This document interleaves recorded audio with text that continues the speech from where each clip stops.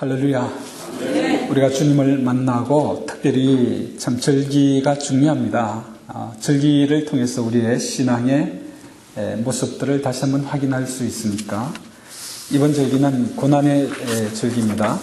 제가 나누어드린 이거 보시고 월요일부터 오는 부활절까지 어떠한 일이 있었는가 오늘부터 보시고 날마다 기도하시고 묵상하는 그러한 시간이 되기를 원하고요.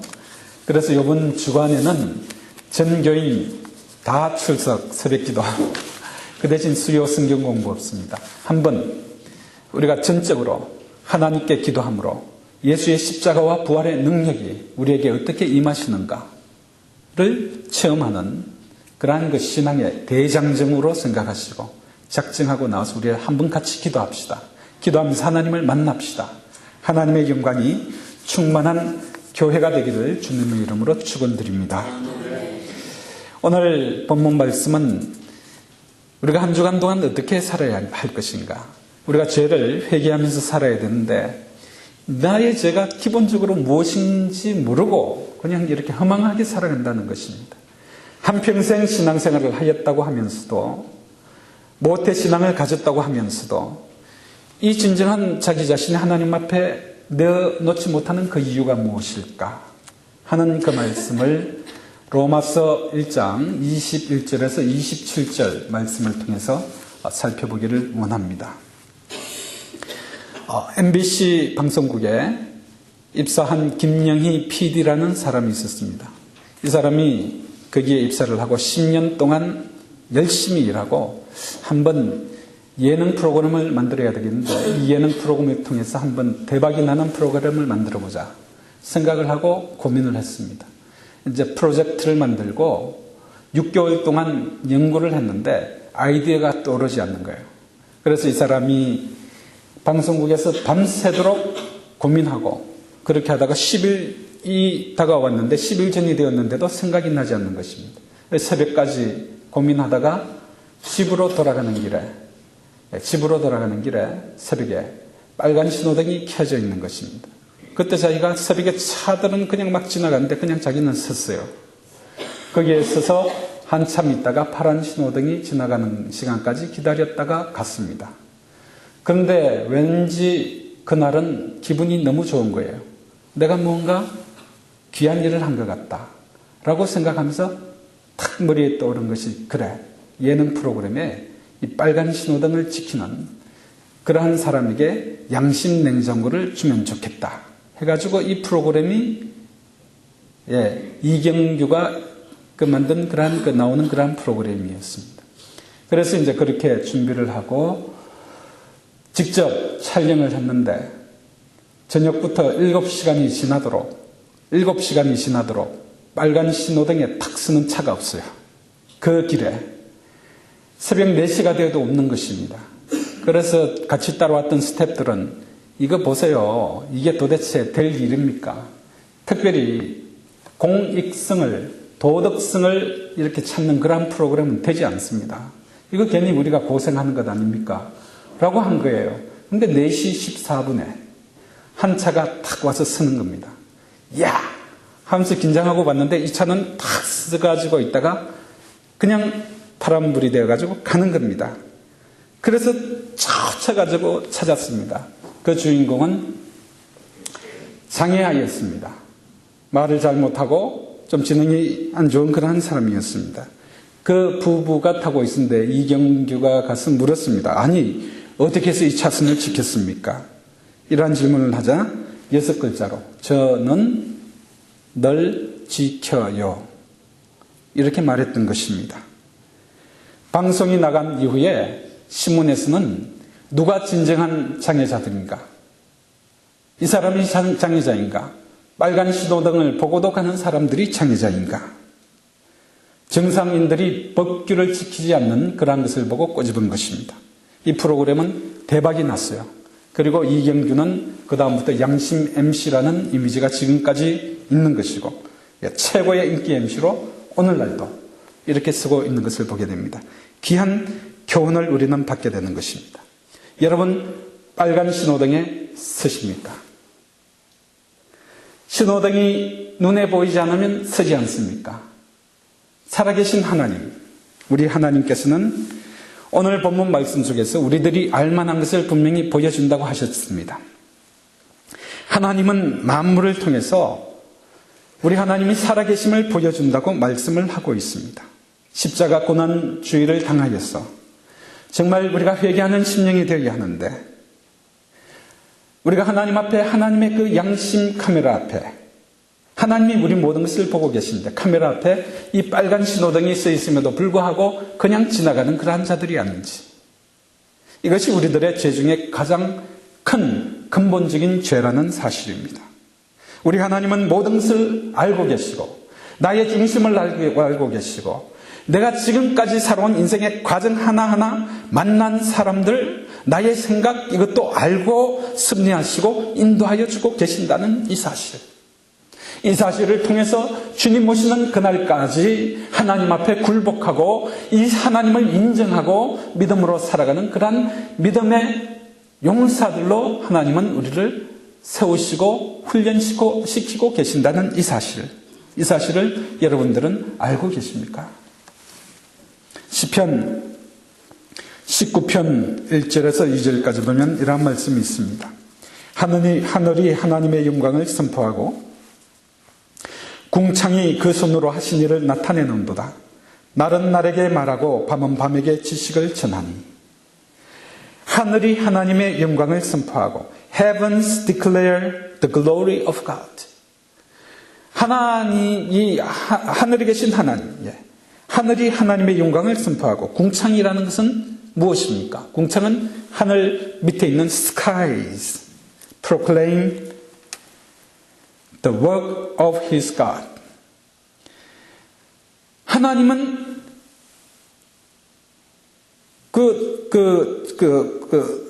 하늘을 통해 가지고 하신 일을 나타내고 계신다는 말씀입니다. 그러면서 날은 날에게 말하고 밤은 밤에게 지식을 전하니.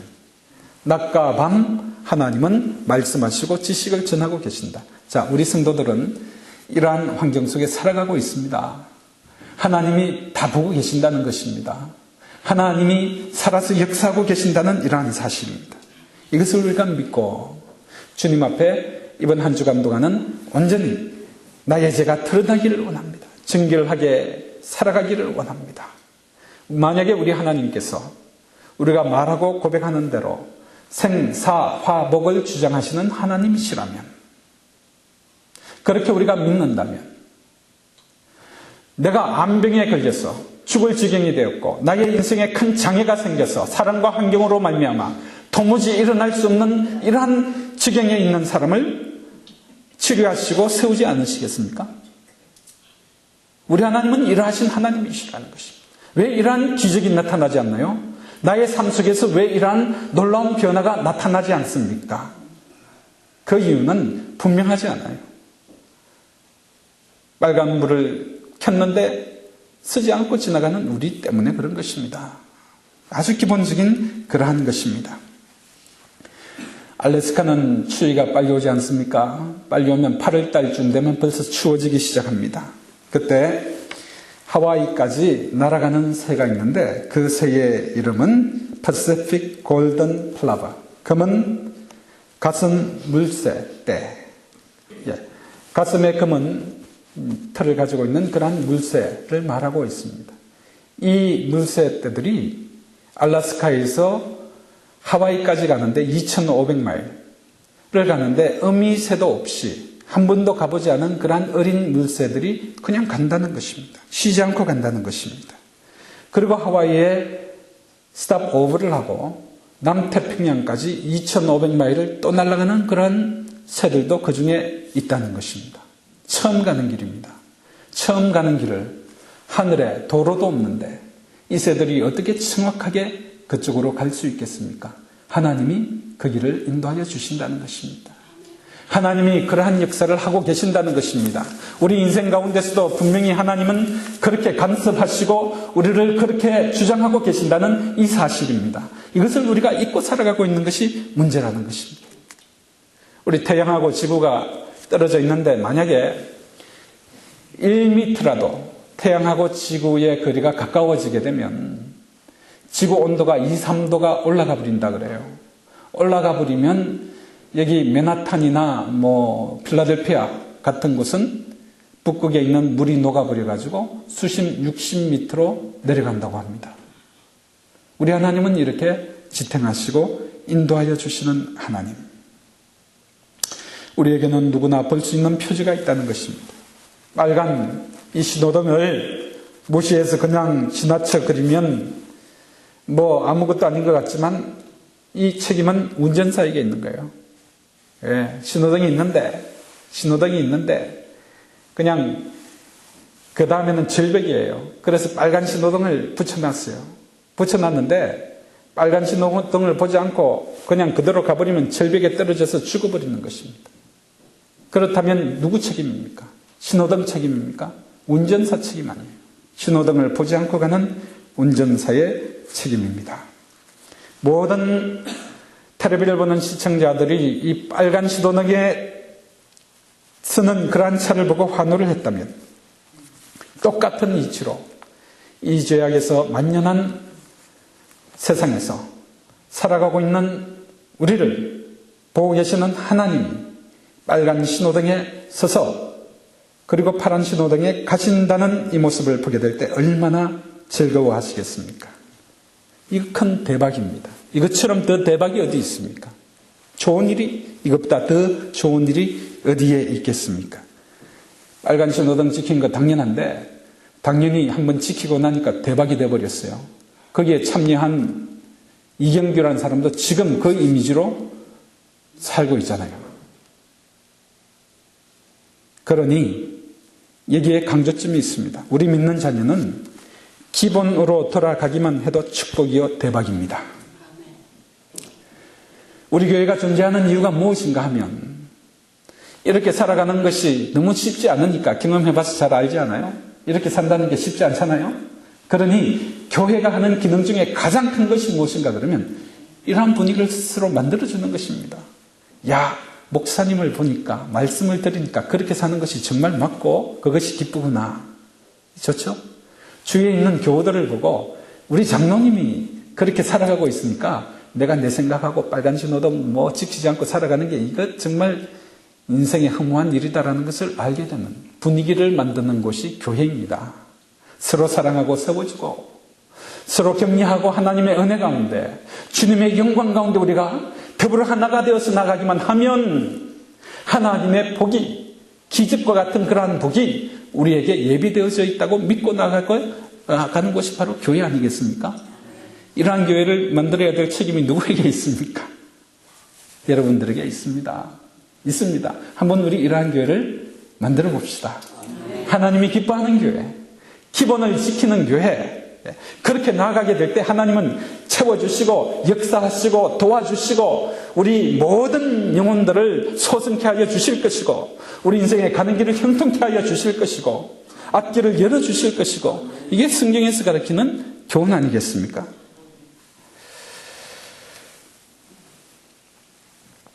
과학자처럼 분석을 하고 연구를 하고 또 포장지를 뜯어봐야지 그 속에 무엇인가 알 수 있는 그런 것이 아닙니다. 누구나 알아볼 수 있는 평범한 것이 우리들에게 있다는 것입니다.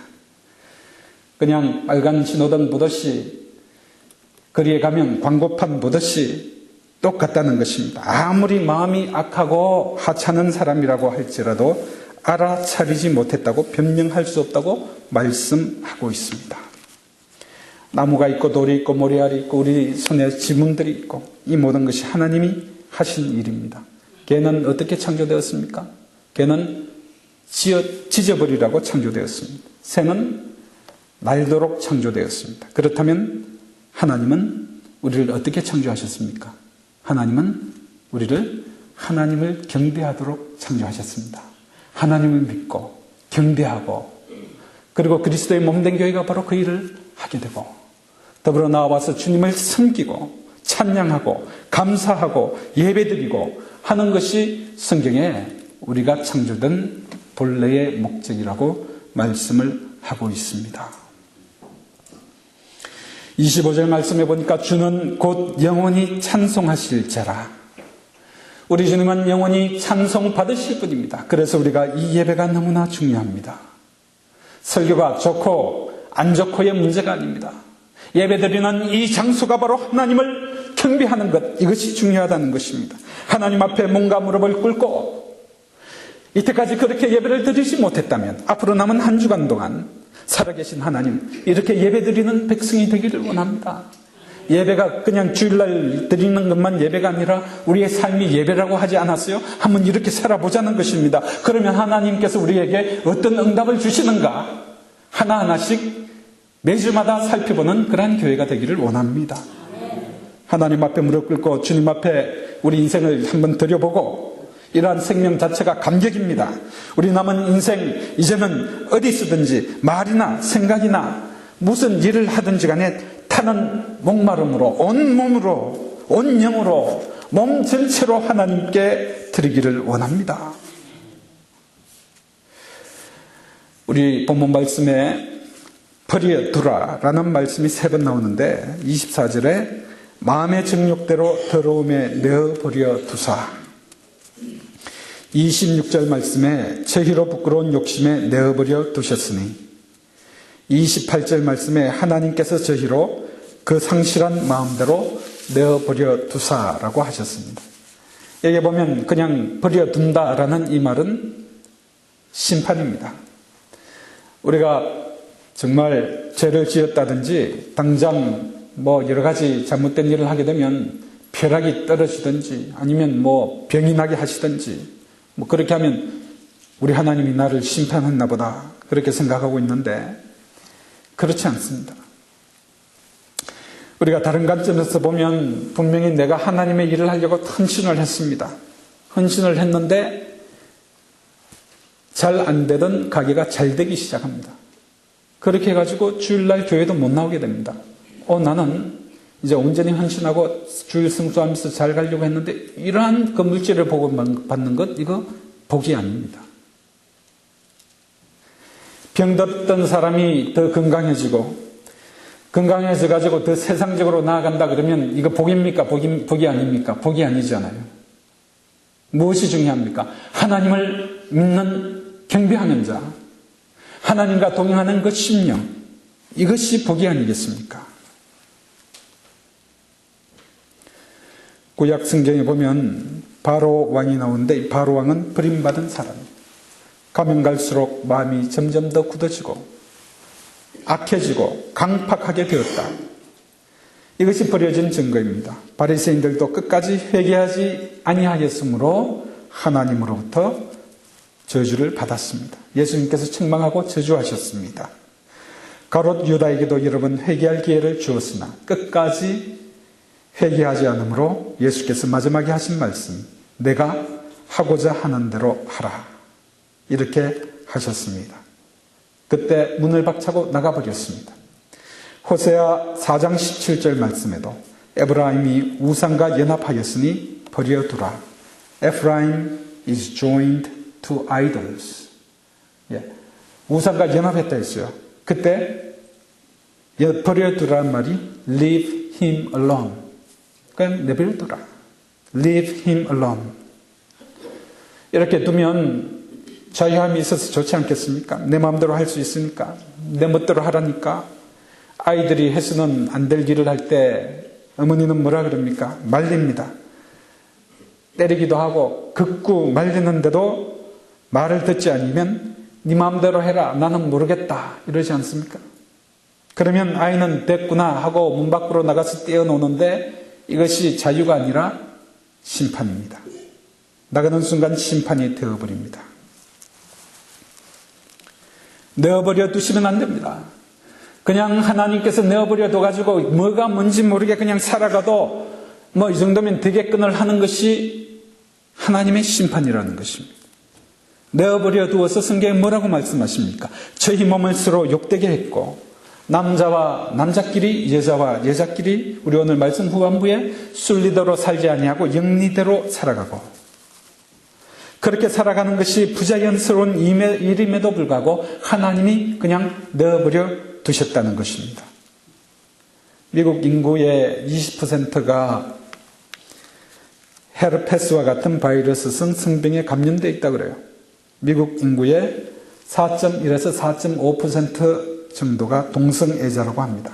3억의 인구가 있다 그러면 1,300만 명이 동성애자라고 합니다. 레위기 20장 13절 말씀에 누구든지 여인과 교합하듯 남자와 교합하면 둘 다 가증한 일을 행함인즉 반드시 죽일지니 이렇게 하셨습니다. 하나님 말씀에는 심판하시겠다는 것입니다. 그래서 하나님이 leave him alone, leave them alone, leave that church alone 그냥 내버려 두라, 보자 하신 것은 심판이십니다. 우리 경제학에 보면 그레샴의 법칙이라는 것이 있는데 악화가 양화를 구축한다 하는 말이 있습니다. 이 구축한다는 것은 없애버린다는 것이거든요. 그러니 악화가 양화를, 나쁜 것이 좋은 것을 계속 없애버린다 하는 이러한 법칙이 있습니다. 우리가 세상적으로 살아가면 나의 나쁜 그러한 생각들이 계속 하나님을 믿는 이 심령을 없애버리게 되는 것입니다. 어떤 사람이 미국산 독사 작은 방울뱀을 사와가지고 집에서 애완용으로 길렀습니다. 뱀을 쓰다듬어 주면 좋아하고 먹이를 주면 좋아하고 몸에 감아도 좋아하고 정말 아주 친했습니다. 그래서 친구들을 불러가지고 보여주었습니다. 손가락 끝에 음식 먹는 것 물지 않고 몸 감싸고 실컷 자랑하고 이제 친구들이 갔습니다. 이제 샤워를 하고 들어와서 몸을 닦고 의자에 앉았습니다. 앉았는데 그 의자에 그 뱀이 있었습니다. 깜짝 놀란 뱀이 툭 튀어나와서 이 주인을 물어버렸습니다. 죽어버렸습니다. 아무리 좋아하고 건드리고 쓰다듬고 즐겼다고 하더라도 분명한 하나님의 심판이 있다는 것입니다. 우리는 어떻게 살아야 할 것입니까? 앞으로 우리 인생을 어떻게 살아야 할 것입니까? 그리스도인들이 하나님을 믿는다고 하면서 어떠한 자세로 살아야 할 것입니까? 핍박이 있을 때 성도가 예수의 이름으로 순교하는 것이 복입니까? 아닙니까? 아니면 감옥에 들어가 있는 사람이 풀려나와서 자유롭게 되는 것이 복입니까? 하나님은 모든 것을 보고 계십니다. 심판받을 짓을 했음에도 불구하고 심판받지 아니했다 그러면 큰 문제입니다. 하나님 앞에 우리가 내려놓기를 원합니다.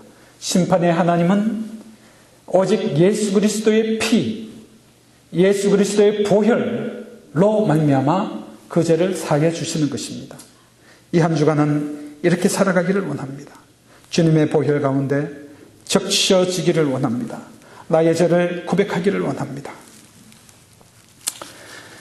말씀을 맺겠습니다. 우리 하나님께서 우리를 그냥 가만히 내버려 두면 심판이라고 했습니다. 죄를 짓고 있는데도 양심의 가책을 느끼지 못하고 그냥 오늘이나 내일이나 다음 주나 그 다음 주나 이렇게 살아간다 그러면 문제가 심각한 것입니다. 유명한 무신론 철학자 잉거솔이라는 사람이 많은 광중들을 모아놓고 무신론 강연에 열을 올렸습니다. 그의 강연에 크게 그냥 열기가 있게 되고 흥분한 의조로 갑자기 자기의 시계를 풀면서 신에 대한 유명한 도전장을 던졌습니다. 내가 앞으로 신에게 5분의 시간을 주겠어. 나는 신을 5분 동안 저주하겠어. 신이여, 만약 당신이 살아있다 그러면 나를 저주하고 이 자리에서 죽이시오 하고 그 자리에서 5분 동안 하나님을 욕했습니다. 입에 담을 수 없는 말로 신을 저주했습니다. 모독했습니다. 5분이 지났습니다. 그래도 그 사람은 연단에 서 있었습니다. 그러자 그는 더욱 소리를 높이면서 이렇게 말했습니다. 여러분 보셨죠? 이만하면 신이 존재하지 않는 이유를 아시겠습니까?